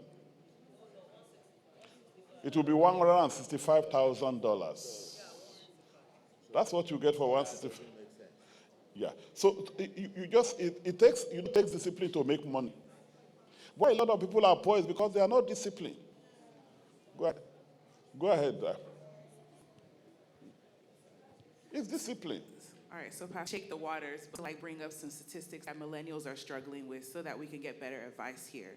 So the average cost of childcare in the United States for every millennial family is around $3,250 a month. That's for families that typically have 2 children. That's very correct. Cost of daycare, cost of feeding, all those things, all right? So most millennials now are barely even able to, same debt to income ratio issue that we're having, and of course the interest rates. And then most millennials have an average of anywhere between $80,000 to $150,000 of student loan debt that they're repaying. So when we look at some of those economic factors that are fixing into it, millennials are now between the ages of 45 years old and or like 44 and 30 years old. So this now that something like $5,000 a month in investment it's nearly impossible when you look at the cost of living, right? So maybe we're not looking at 10 years, but we're looking at 20 years, 25 years. Yes, if you are younger, a lot of us, I think 10 years is adequate for us. But for somebody like you, you can easily do 20, even 30 years. Yeah. So if you can imagine if all you can do is $1,000, you are doing it for 30 years. Look at just see what it will get you. Because if you have time, there's no problem. If you don't have time, you have to double up. Let me just get the answer to that. 1,000 every month. And the initial investment is how much? What do you think a millennial can put? Maybe like 20, 25K. Okay, do it that way, and let's put 1,000 every month there. No, it should be more than that. For 30 years. Like 870, It should be more than that, really. $3.2 million. 3.2 million, that's it. Yeah. Huh? No, that's for 30 years. 30 years, you put 25,000 in, and you are putting 1,000 every month. So, but if we do it for 20 years. For you, 20 years, yeah. We're getting 1 million. You're getting 1 million, yeah? Better. So the younger you are, the better you are. If you are older, you have to double up. Yes. Let's come to her. So what platforms can we sign up for I think you said index funds? You can go to Fidelity. You can. It's just because we cannot show it on screen. Otherwise, I will show you logging in on Fidelity, and then you see all this index fund. Okay, and we don't have to talk to anybody. You don't have to talk to anybody. Just go to Fidelity and open, and that's because they are reputable. There are other companies, but those ones are very reputable. You open the account, and you see all this fund there. You know, total stock. You have fortune. You have 500. You have even 100. That one is more aggressive. If it is the 100, you can even make 24%. But it's better for younger people. Higher risk. A lot of them here that you see, and you see some of them make 50%, even in 3 years. One thing you don't get tempted to do is to drop out. Just be patient. Don't even watch it. Just keep on putting it there. And you see that this thing will materialize. Yes, sir. Yeah, NASDAQ, you know those you go to and stuff like that, they can turn 100% for you. Praise God, Pastor. Yeah, that's if you are older, you don't want to take too much risk. Yeah. But for younger people, they can go for the big ones. Just So a it depends, contribution, and you can Pastor. do half and half. Oh, Having aggressive, having something more passive. I just wanted to say that these advisors are in-house and take advantage of them. You can use it to expand yourself, build legacy for your children, your family, college education instead of using college fund. A lot of things that you can do. But you know, sometimes Jesus is not accepted in his own village. But look, there are advisors in the house that can help you. I also do want to tell our business people, Wale mentioned it yesterday, that you can put yourself on retirement or life insurance on your business, right? You are the business owner. You give yourself life insurance, or now put that money as a retirement for yourself. It is tax-free. You don't have to account for it when you are presenting your tax to IRS. And that is building money for you because it is you, and you have the right to do whatever you want to age 10 years down the line, 20 years down the line if you're younger, or as long as you want to keep it. So this is a very good information, and I hope we will take advantage of it. Source information. There are a lot of our advisors in this house, and let's connect with them and use them. You can even do the business. God bless you. You were raising your hand, please. Okay. I want to say this to you, let's take 500 and P100, which one is better? It has not been proven that any of them is better than the other. That's the interesting thing. It has not been proven. And the reason is because for real estate, it's not passive. You know what I mean by passive? You have to get involved. You have to still get real estate. It has to be like a full-time job for you to build houses, to sell it, to renovate houses, to sell it. But one thing about this mutual fund, index fund, is you don't have to do anything. That's the difference. So, and on the long run, they have not been able to prove that one is better than the other. But for those who have income, especially they are doing very well, mutual index fund, because they don't have time to do any other thing. Yes, Dari, then we'll come to you. Yes, sir. So is it advisable to kind of like withdraw your 401k and put it on index fund? Do you know that 401k really, you can still use it on index? Because they give you the liberty to manage your 401k yourself. Even when you open Fidelity or Vanguard, do you want a 401k? Is it Roth IRA? And the difference is because with those things, you don't have to pay taxes when you are going to withdraw from them. But you can still pattern your investment as you want it. So you can call it 401k so that when you are going to draw it, you are not paying tax on it. I will come to you. Yeah, I just want to add that real estate has the benefit of some tax advantages because you're able to depreciate some tax. The profit you make, you pay taxes on that, right? But if you have like a real estate, you can always have ways of doing more tax deductions. So, well, if you go through the Roth IRA 401k, you will not have to pay taxes. So it depends. It's only when you have filled up, you have to now begin to pay taxes on it. Okay. Yeah, for the Roth IRA, sir, right? Uh-huh. Yeah. Sister Heidi, you wanted to say something? So with the 401k, sir, you'd have to pay taxes. Okay. It's called a tax-deferred account.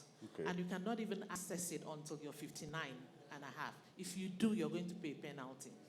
And but if you do the index and you put it in proper life insurance, you get it tax-free. And you can withdraw the income at any time.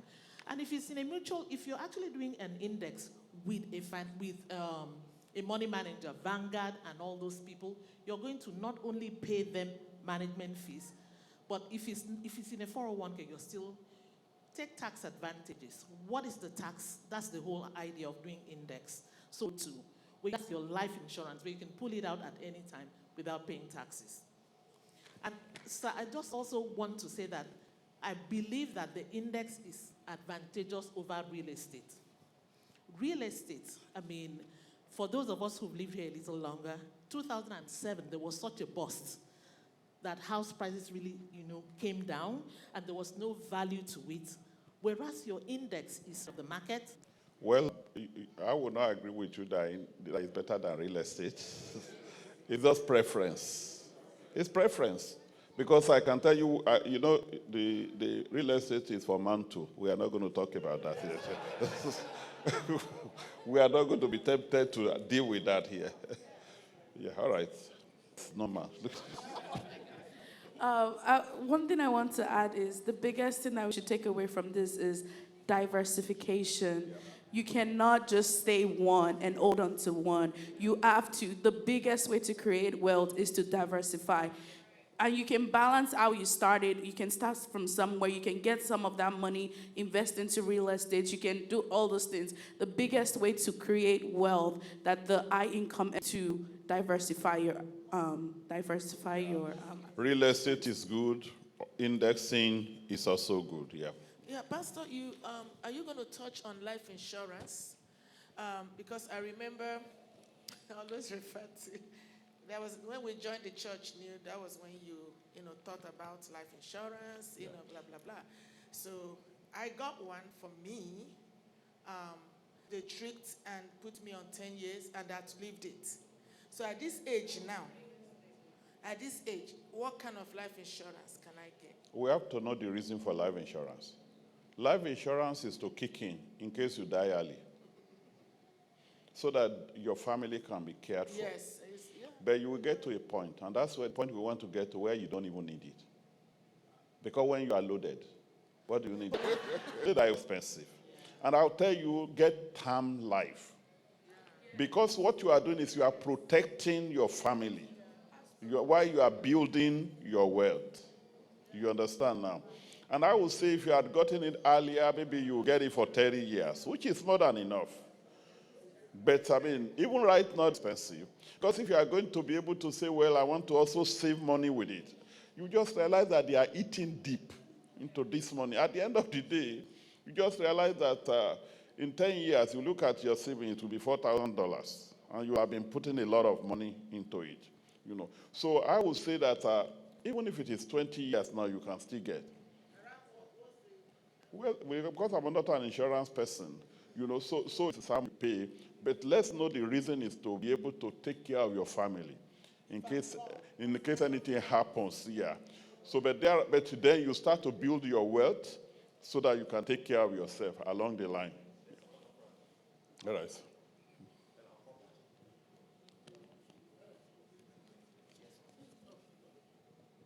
Praise the Lord. Hallelujah. Like Pastor B in the house who have knowledge about life insurance, annuities, and all these things listed here. So if you need more information, you can ask questions. For those people, we are all intelligent, and you can follow what they're saying. If it doesn't make sense to you, you can ask questions. But the other side of this country is doing, and they're making those averages she posted. I don't know, it's not there now, 17,170 something thousand. The difference is the investments. And so there are people knowledgeable. For the past to UTA,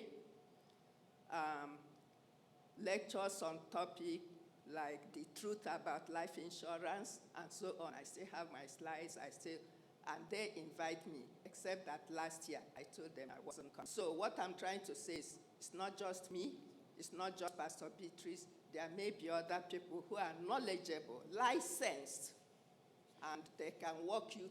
And life insurance, I don't want to start comparing. Please, because you're already selling life insurance. Please, let's stop that one now, because we don't, I have a policy. Don't play game with God.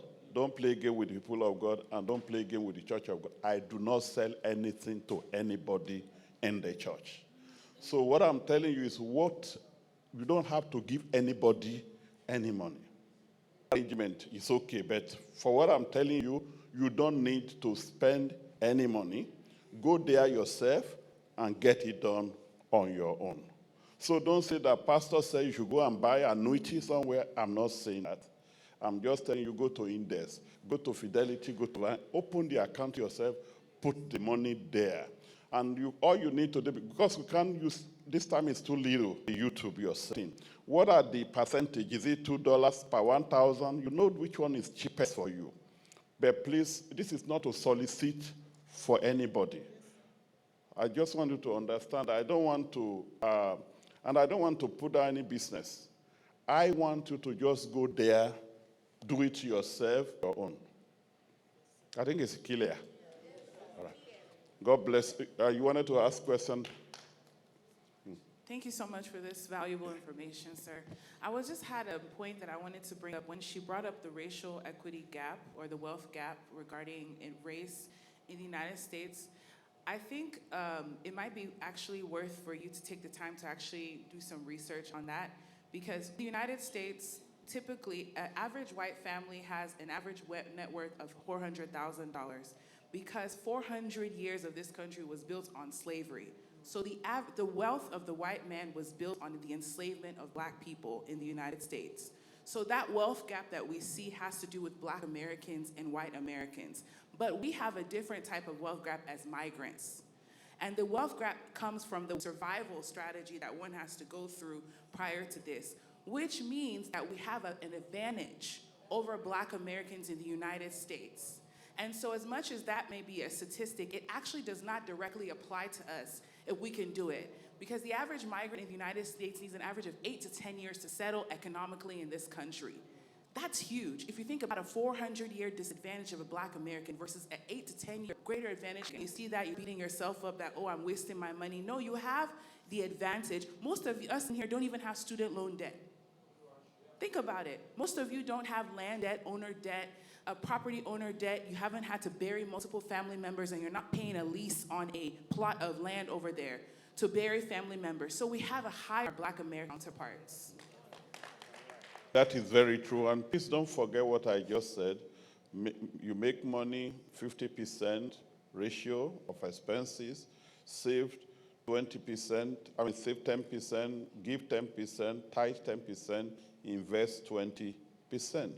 The worst thing I recommend to people is that even if you are saying it's tough, ask it to yourself. So tie yourself to God. As you pay 10% to yourself, also invest 10%. I think that should be easy enough. 10-10. 10 to God, 10 to yourself. Anybody can do that if you're truly a Christian who is a tither. That should be easy for you to do. God bless you. All right, so I believe we all enjoyed this last session. Let's appreciate our pastor one more time.